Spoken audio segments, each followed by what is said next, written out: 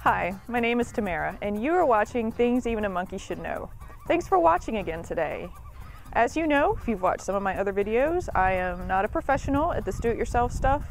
I'm just a girl who has figured out that there are a lot of things around the house and out in the yard and on my cars that I can do myself and save myself a bundle of money, and hopefully now you too.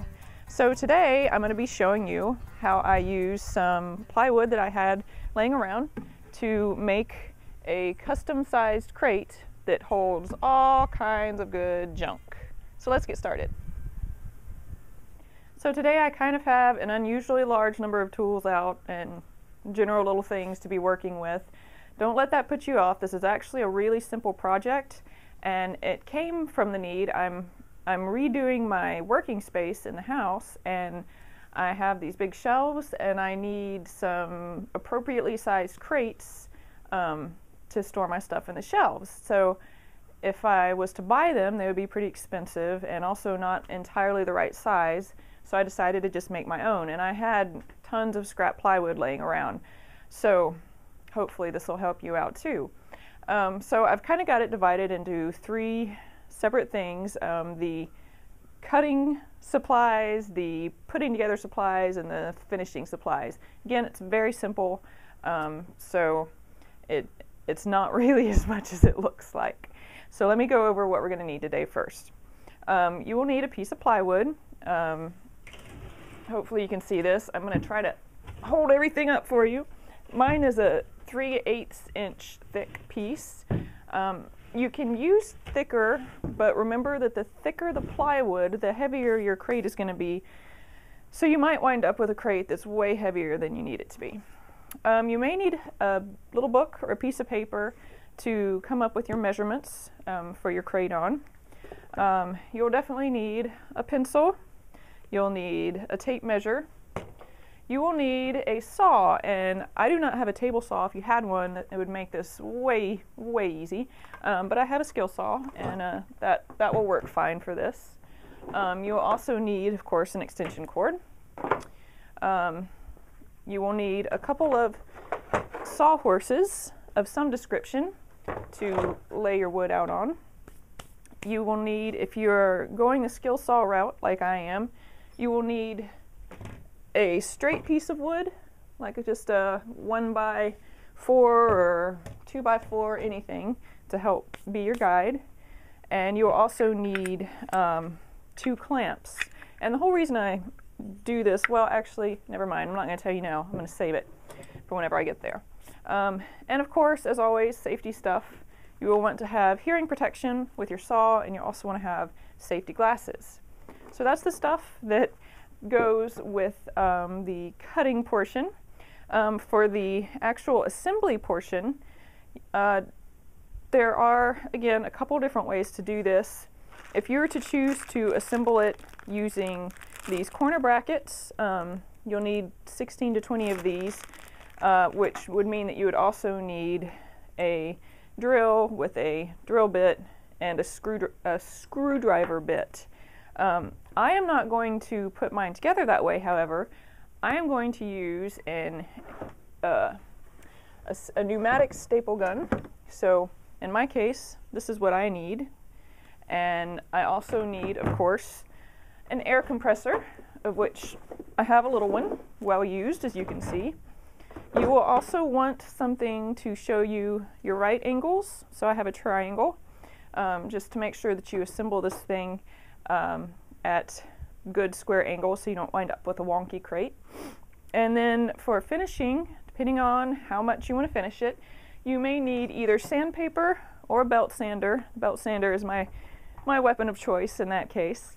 And you will also, well, the way that I'm making handles is I'm just making holes in the sides of them. So I have a paddle bit, an 1.5 inch paddle bit.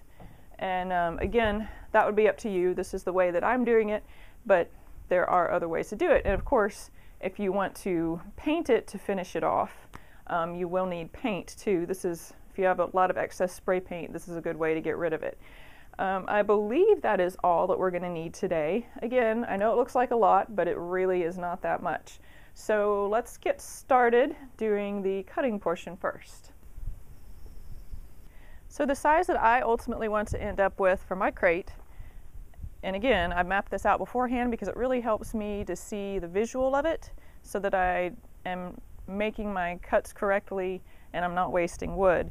The size of my crate I ultimately want is 18 inches long, I guess, by about 14 inches wide by 12 inches high. So what I've done is I've gone ahead and I've mapped out, and I hope that you'll be able to see this, I've mapped out, don't know if you can, exactly what I need. So 2 18 by 12 inch pieces, 2 13.5 inch by 12 inch pieces, and 1 17.25 by 13.5 inch piece. So the ones that have 2 pieces, of course, are the sides, and the one that just has 1 piece is the bottom. So I have, let me angle you down. I've got my things laid out here, and what I'm going to do is I'm going to go ahead and just do the first cut, which is, or the first group, which is the 18 by 12 inch group. And I'm going to go ahead and I'm going to make my measurement, and I'm going to measure 12 inches and make my mark so I know at either end where exactly I want my cut to wind up being. But then also, since I am using a straight edge as a guide for my saw, some people can freehand cut straight lines. I don't really have the confidence in myself that I can do that.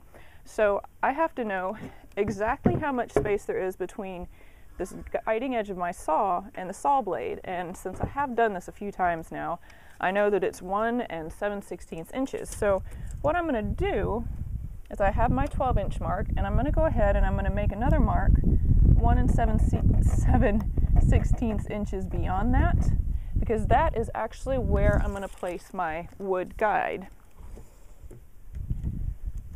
So we'll do another 1 7/16. Whoops, almost did too many. So now I know where this guide needs to go. Let me move that out of the way for a minute. And I'm going to take this. You want to make sure you have a very nice straight piece of wood for this.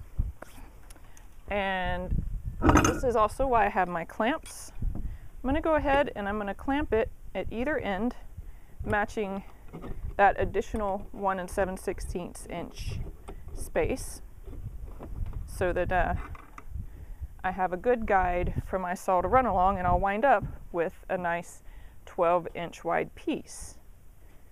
I can adjust it a little bit, and you want to make sure with your clamps, of course, that you have them out of the way of where your saw is going to be running.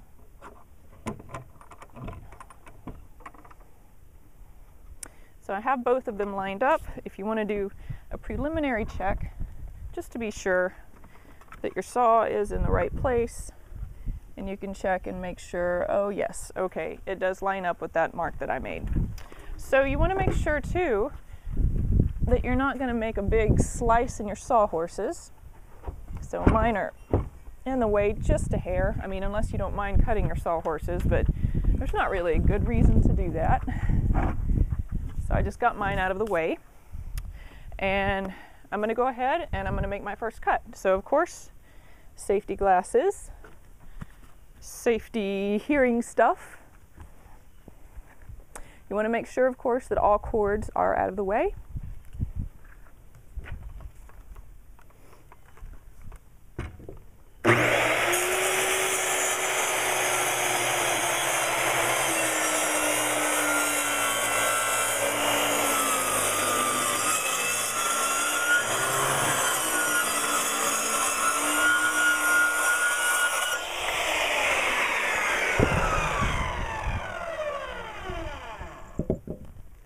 And now you have a nice 12-inch wide piece of wood. So I'm going to go ahead and I'm going to mark off two 18-inch pieces, cut those, and I'm going to speed up all the rest of this process so that we get it all marked up. You know exactly what I'm doing now, and then we'll get on to the building part.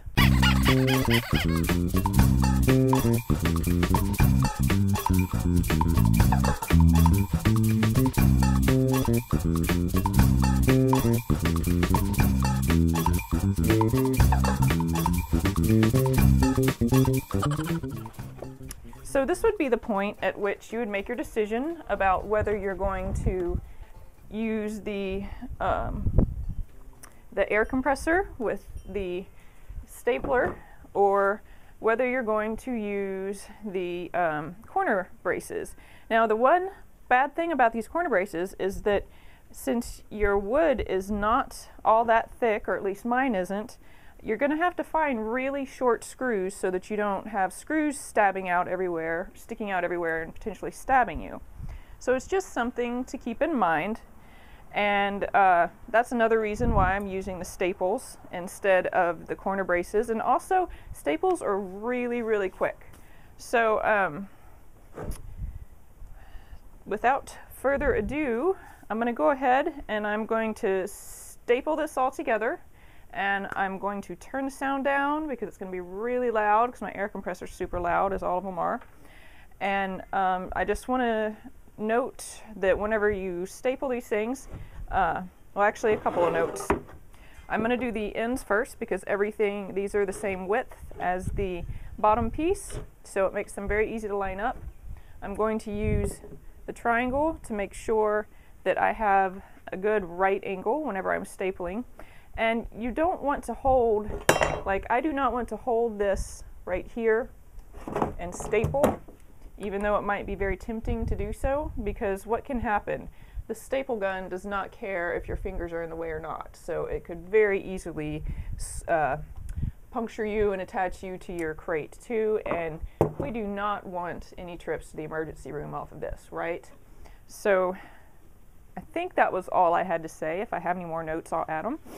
But without further ado, I'm going to get my air compressor going, and we're going to start our stapling.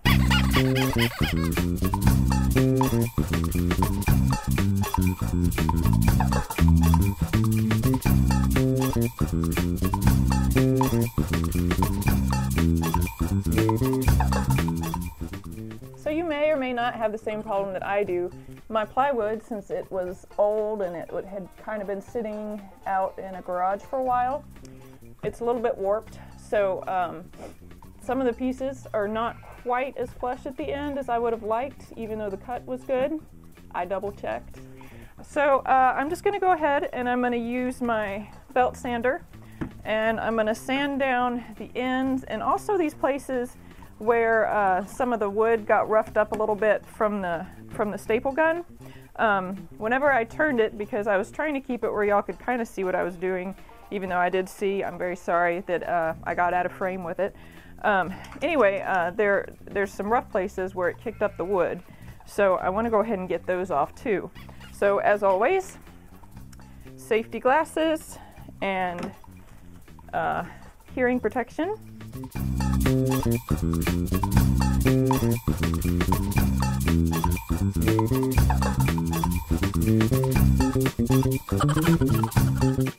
So that is about as far as I'm going to go. Of course, you can do as much sanding and finishing as you like. This would be the point at which you would also, if you wanted to fill in the little holes left by the staple gun or do anything to the imperfections like that, this would be the time to do that. I am not going to do that because this is basically a garage crate and I need it to be functional. I'm not quite as interested in the aesthetics of it as I usually might be. So the very final thing that we want to do is we want to put some kind of a little hole or handhold for this. Of course, there are various kinds of handles that you can buy and just put on yourself. I am choosing to make 3.5 inch diameter holes, and I want them to be, I would say, about 3.5 inches down from the top of the crate. I'm going to go ahead and mark 3.5 on either side, and I'm going to make myself a straight line between my two marks. for a guide. And since my crate is about 14 3/4 inches, so middle, a little over 7 1/4 inches. Yes, I know that is not completely accurate. Let's do 7 3/8. Are you happy? That would be the center. So I'm making a center mark, and since I have 3 holes and they're as big as they are, I want them to be, the centers of them to be 2.5 inches apart. That's a pretty good size for my hands. So I'm just going to go ahead and measure 2.5 inches either direction. And I'm doing it this way. I had this paddle bit and I had to go get another one because I tried it out on the other crate and I really liked the way it felt in my hand. So now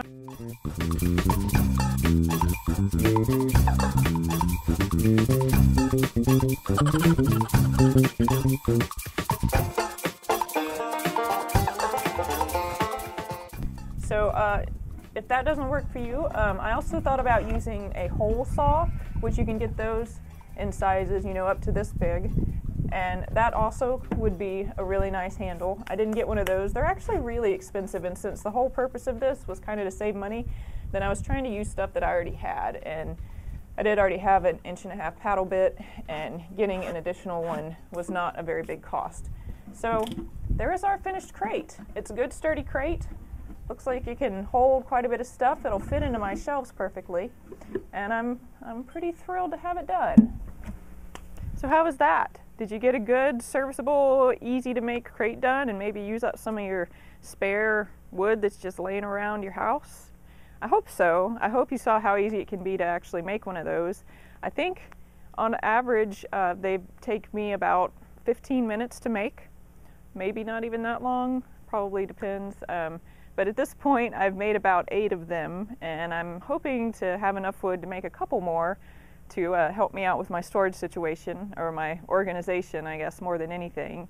And I didn't paint my crate. Again, you can make yours as finished off as you want it, and there's all kinds of different little tweaks that you can do.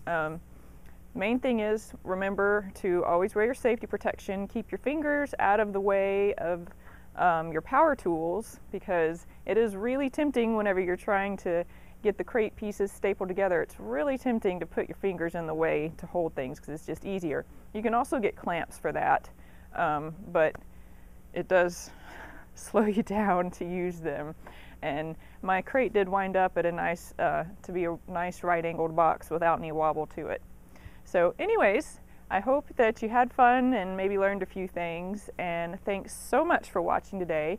If you haven't already subscribed to my channel, please do subscribe, especially if you've been enjoying the videos, and even if you hadn't. And I hope to see you again next time, so join me soon.